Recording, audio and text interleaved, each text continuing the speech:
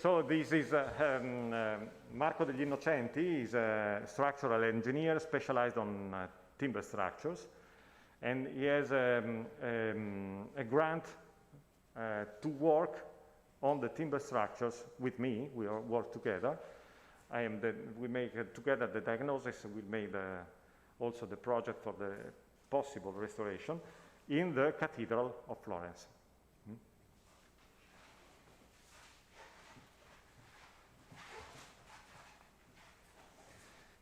Good morning, everybody.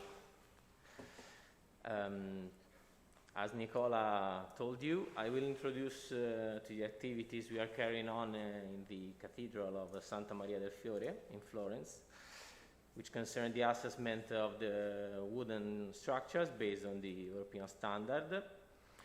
Following the indication of the standard, the first activity has regarded the historical researches and the studies. So first, I will introduce you the main structural elements of the cathedral, and of course the timber structures which we are dealing with, and later I will focus on some particular wooden structures designed by Filippo Brunelleschi, the designer of the Dome. The Duomo of Santa Maria del Fiore is one of the biggest churches in the world, and it is famous for the bell tower designed by Giotto and for the dome of Filippo Brunelleschi, still one of the largest masonry vaults in the world and the first to have ever been built without supports, supporting itself. The construction of the cathedral began in 1296 from the facade, keeping the old church of Santa Reparata standing. The original project is due to Arnolfo di Cambio. After his death in 1301, the work proceeded very slowly until 1331, where the construction management was entrusted to the Arte della Lana, which is the most powerful Florentine art, creating an institution named Opera di Santa Maria del Fiore, which is the institution responsible for the cathedral still present today. Starting from now, I will call this institution OPA. In 1357, after Giotto and Andrea Pisano leading the project, the dimensions of the Arnolfo's church here in Orange had already been established, and the facade walls and the two next to it, up to the two doors of the two lateral facades were already standing. From this year, Francesco Talenti began to plan the expansion and the rising of the church, while the church of Santa Reparata was still standing inside the new construction.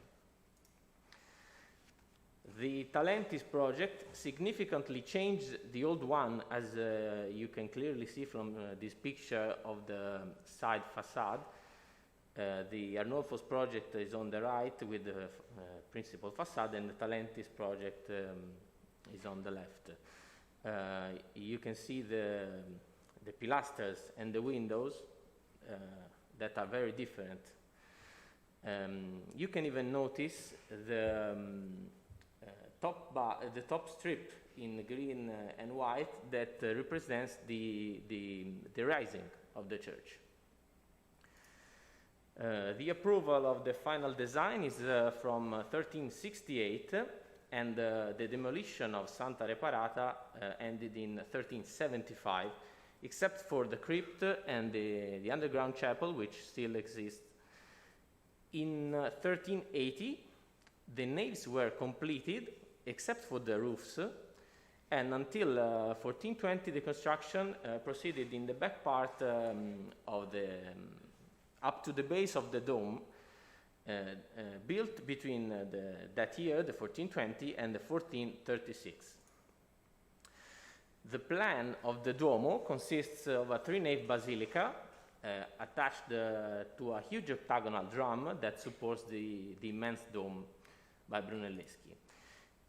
Each nave is marked by 4 masonry vaults visible from the inside, which hide the attics and the wooden coverage of the aisles.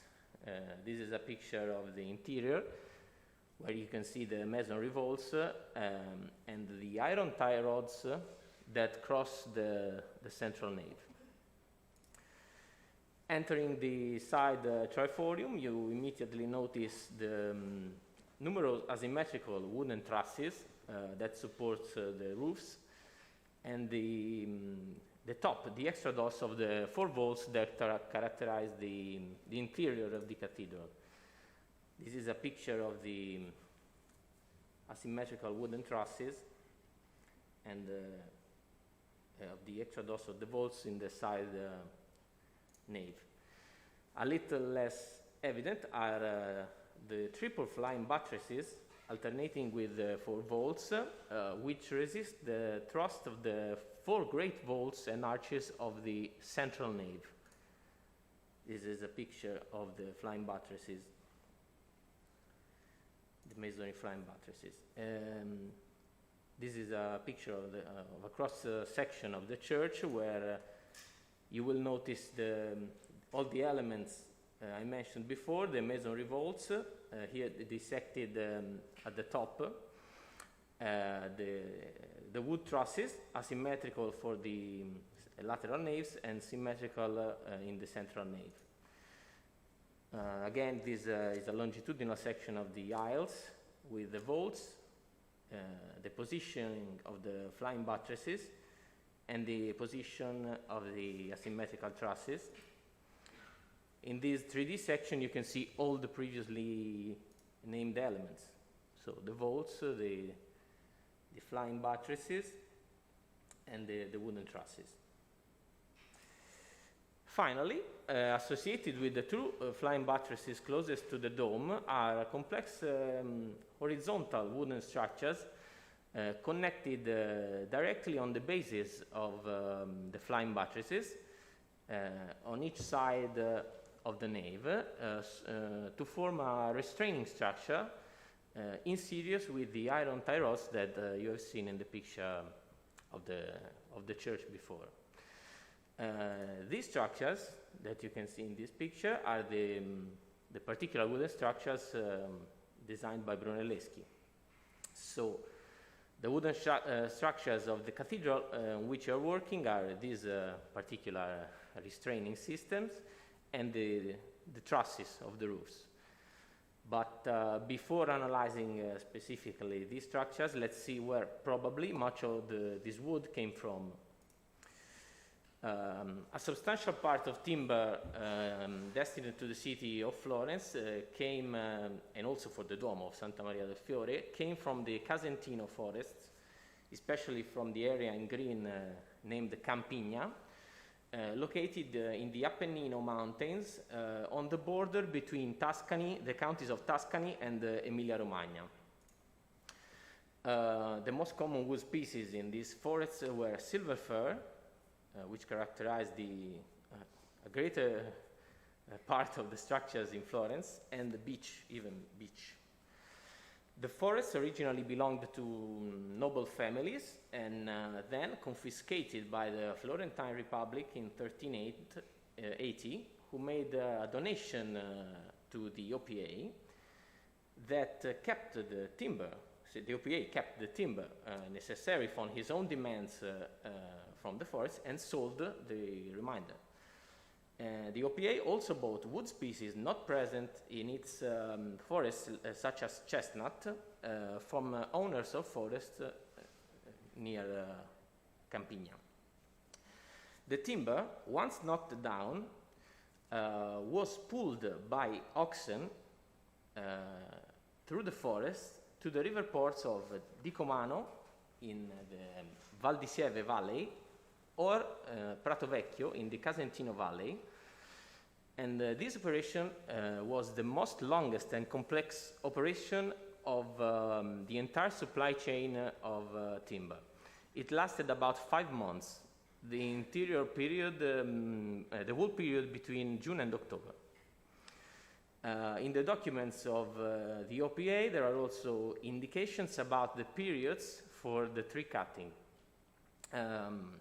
In particular, the white fir was cut down in January, February, or March. Once arrived at the river ports of Dicomano and Prato Vecchio, the material was put in water and tied as to form a fodera, which is a kind of raft held together by ropes, you can see on the left of this picture, which sailed guided by one or more men pushed by poles or oars. The oars, wooden poles or wooden oars. A curiosity, the chestnut elements was too heavy to form a fodera. So if they needed to make sail chestnut elements, it was necessary to make it sail together with the fir. The fodera sailed to Florence from Dicomano on the river Sieve, and then on the river Arno, or directly on the river Arno from Prato Vecchio. Once along the river, in addition to the natural obstacles, the greatest danger was constituted by the numerous weirs that are such a kind of small dams which were made to supply the water to the mills and the factories along the river.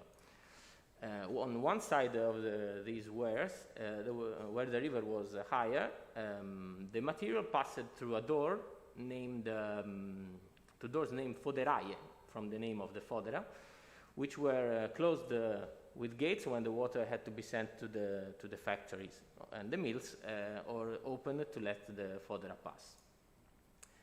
Once in Florence, the wood were pulled into the square immediately behind the port, which is so close to the city center, as you can see. This square was named Foderi Square, or Travi Square. Travi is beam. And the wood were let to dry in the square, or used still wet. Well, now let's talk about Brunelleschi's timber frames. I remember when the first time we were in the Dome, looking at these structures, we were asking, what are these? Are very particular. Based on the available historical information, it seems that these structures were designed by Brunelleschi in 1431-34, during the last years when he managed the construction site of the cathedral, and of course of the Dome, but he managed all the cathedral site. At that time, the dome was almost completed, so the thrust it exerted on the other parts of the building was substantial. After the opening of cracks, especially in the vaults of the central nave, it was decided to install two pairs of ties next to the main arches of the central nave that you can see here in red. From inside, these are the iron tie rods that are an important part of the wall ties system. The cracks were probably related to two principal causes. Of course, the thrust of the dome and the fact that the side walls and the coverage of the central nave were not present. They are dating back to the second half of the 15th century. So the loads, due to these wakes, which allows the redirection of the thrust and reducing their eccentricity, were not present. In red here in the rectangular, you can see a tensioning structure with its elements arranged in series. Each tensioning structure is composed of a pair of iron bars in red, in the central one, visible from the church, and of fir wood elements, here in yellow, with number 1, arranged so as to transmit the tension between the two external pilasters of the cathedral by another pair of shorter iron bars, again in red here on the sides, inserted in the wall. The external marble cladding does not allow us to know how the external iron rods are fixed in the wall, are anchored in the wall, probably by cutters, plugs inserted into the outer eyelets, but they are hidden by the marble tiles. This is a plan of the system, which is symmetrical. The central tie rods and the two short outer rods in red with number 10 are made of rectangular iron sections, about 8 per 8 centimeters, are equipped with eyelets at the ends to allow the connections to be made. Inside the triforia, the iron tie rods are interposed with a rectangular section of fir wood, silver fir wood, that forms a tie beam with number 1 here in yellow, which have 5 mortices to connect them to the iron rods and to these triangular wooden frames in brown that bear against the basis of the base of the flying buttresses. The wooden structures would have been conceived for transfer the tension between the from the iron bars to the external pilasters of the cathedral, and this function is taken by the silver fir tie beam in yellow, and to put the whole system under tension, and this function is taken by the triangular structures in brown. This is a picture, a detailed picture of the system in plan and in lateral view. In yellow with number 1 we have the silver fir tie beam, in red with number 10 the iron rods, and you can see how the triangular structures are made with a transverse element inserted in the tie beams with number 4 in brown, and with 2 diagonal elements, diagonal rafters with number 5.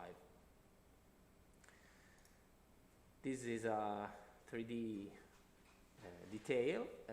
The connection between the main elements, so the iron bars and the tie beam, the wooden tie beams, are made with pairs of short iron rods that you can see here in red with number 8,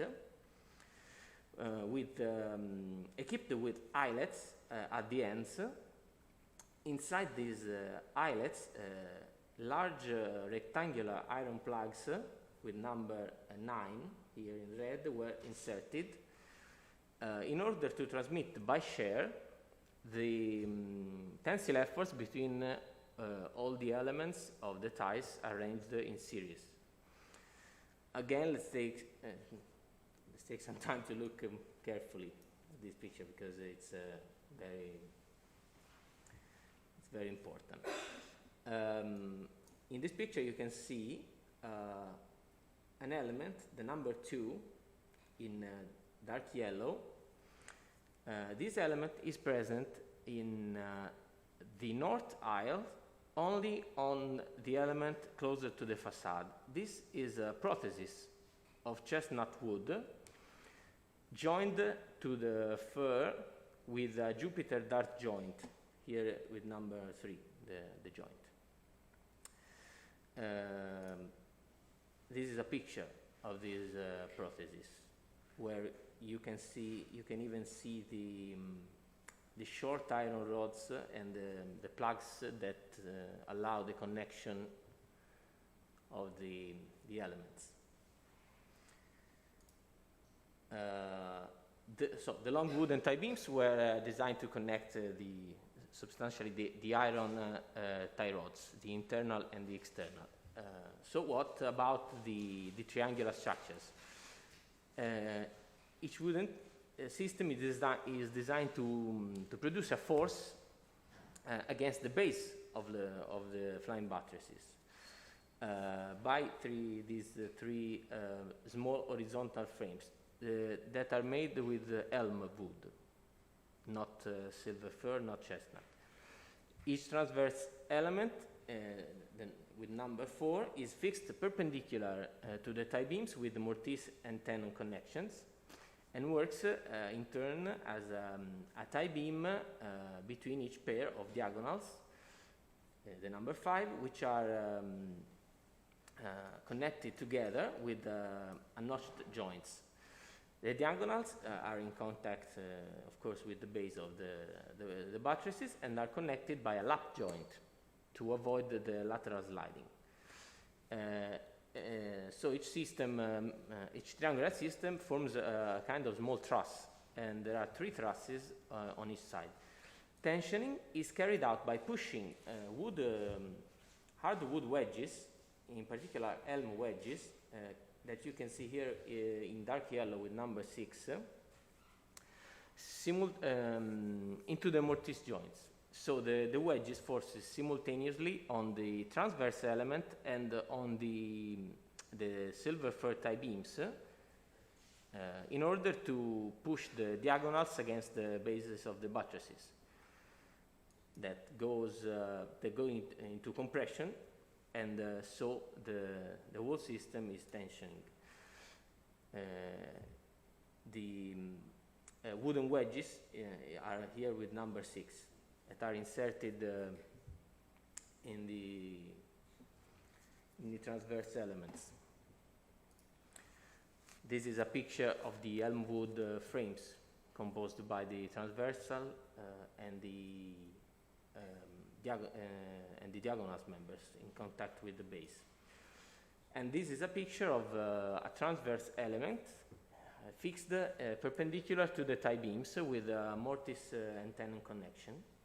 And on the right you can see the wooden wedges that to hold the system under tension. To allow this insertion, the section of the transverse element is reduced.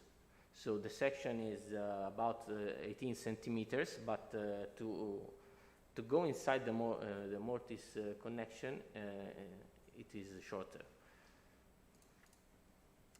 The other aspect we have think about is the possible assembly sequence of this complex machine. The first problem was the opening of breaches in the external walls, because the breaches were necessary because the walls were already completed, because this is a retrofitting system. So the iron rods, the external and the internal, pass almost completely through the masonry to the perforated walls. And another aspect is that the small end trusses were certainly assembled before being inserted, because there are nails in the connection between diagonals members and the transverse member that could not be inserted later. So the probable sequence of operation is, we imagine, is as follows. First of all, the connection between all the elements, the metal elements and the wooden elements, on one side of the machine. Quite easy, because there are no obstacles. Then the positioning of the wooden trusses inserted in the connection, and before positioning the second element, they are placed on supports to stay on. Then the positioning in the south triforium, so the opposite respect to this picture of the tie beam, the long tie beam, and the connection with the iron elements. So on the north here, the connection of the fur element with the inner tie rod, and then this element needed to be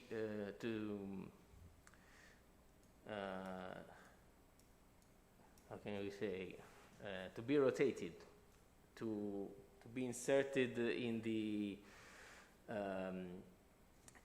the triangular elements that are already in place. Once in position, with the connection between the Jupiter dart joints of the chestnut prosthesis and silver fur element, the prosthesis already connected with the external iron rod, then the forced insertion of the wood wedges to put the system under tension, and last the anchoring of the external tie rods to the external pilasters. Once so the system is completed. Another interesting aspect concerns the dating of the tie beams using the dendrochronology technique that Dr. Macchioni told you before. We can use dendrochronology only for silver fir, while not for chestnut and elm, but these silver fir tie beams are dated back to 1414 and 1420 with the dendrochronology. In that period, the OPA documents that you can see here, an example, shows many supplies of silver fir, elm, and chestnut, which were necessary for the scaffolding and the machines for the construction of the dome, designed by Brunelleschi. Brunelleschi is famous because he projected all the scaffoldings and all the machines by himself. Therefore, it is probable that the material used for the timber frame had been reused, recycling from the scaffoldings, with the great advantage of being sure to use the dry timber, seasoned timber, which was important because the joints, the complex joints, did not have to move. And curiosity, in this document, this document is dated back in 1420, shows the request of 200 pieces of elm with the section 1/3 of a Florentine arm, which Florentine arm was an old unit corresponding to 55-56 centimeters for the scaffolding of the dome, and the section of 1/3 Florentine arm, about 18 centimeters, is the same that we find for the elm trusses. So it is probable that is a recycling. After nearly 600 years, we were able to ascertain that the tensioning system on the east, closer to the dome, is no longer tensioned, because the notched joints are open, as you can see in this picture, and the whole system vibrates a lot, unlike the one in the center of the church. Regarding the latter, in the system in the center of the church, it seemed tensioned, despite the fact that the Jupiter dart joint of chestnut is broken due to the shear. Maybe you can see in this picture. So the wooden trusses also works as a brake, freni, in case of localized subsidence, in order to continue to carry tension. And Brunelleschi himself defined this structure as brakes.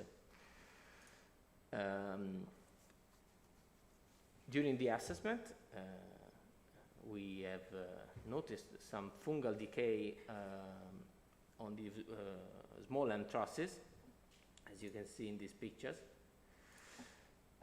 In this example of a graphical rendering of the assessment, in green and blue you can see the position of the fungal decay, that suggests that water has fallen down from the flying buttresses, because it is cold. Some fungal decay is also evident on the head of the tie beams closer to the facade. Note that this decay is located where there is a downpipe coming from the roof, as well as the chestnut prostheses on the north aisle are close to downpipes. And this suggests the possibility that the prostheses were put in place later due to the original fur element's decay, which was replaced with a more durable species, such as chestnut.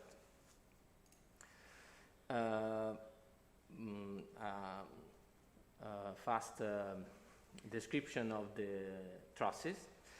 The asymmetrical trusses are present numerous chestnut elements and quite good variability of wood species with evident traces of substitution. Most of the problems concern the supports because they were made by breaking the masonry after it had already been built. Here is some pictures about these supports on the masonry. More rarely, there are failures, shear failures of the king posts, or bending failures, or shear failure of the rafters, and some fungal decays on time present when the support in the wall is not aerated, as you can see in this picture. The central trusses, the symmetrical trusses, are all made with silver fir, except for some king posts in elm. They are dating back to the second half of the 15th century. A lot of elements, often and trial trusses, were substituted in 1938. The general condition is good, except for two elements. A tie beam with a fungal attack that has affected the head on the north side. And in this position, the notch joint between on the tie beam with the rafter is broken by shear. So it's shifted on the outside for some centimeters, as you can see in this picture that is taken from behind. So that all the thrust of the rafter is taken is absorbed by the metal bracket, the metal strip. For the rafter, the fungal attack has affected the central, probably because of percolated falling from the roof, water falling from the roof. This fungal decay has caused the bending failure for compression of the wood in the top part, and other localized failures on the side faces where the thickness of the sound wood remaining is very poor. The very last part regards about suggestions that some elements present in the church can give us about the original project of the cathedral. In the side triforium, we can see those series of well-made arches, especially for the stone shelves. And it is difficult to think that they were made so carefully to remain hidden at the end. The supports made in breeches of the trusses, supports of the trusses made in the breeches in the wall, is another element that let us think about a different roof type and a different positioning of the roof in the original intention, reminding the fact that the church was raised by Talenti respect to the original project. In the central triforium, on the wall towards the octagonal drum of the dome, there are stone shelves that you can see in this picture, placed much lower than the current roof, and which also draw a higher slope of the roof. On the same wall, higher up, there is one of the large circular rose windows, which is partially covered from the roof.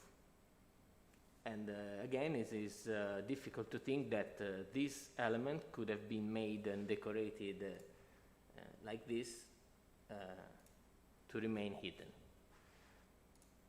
Thank you.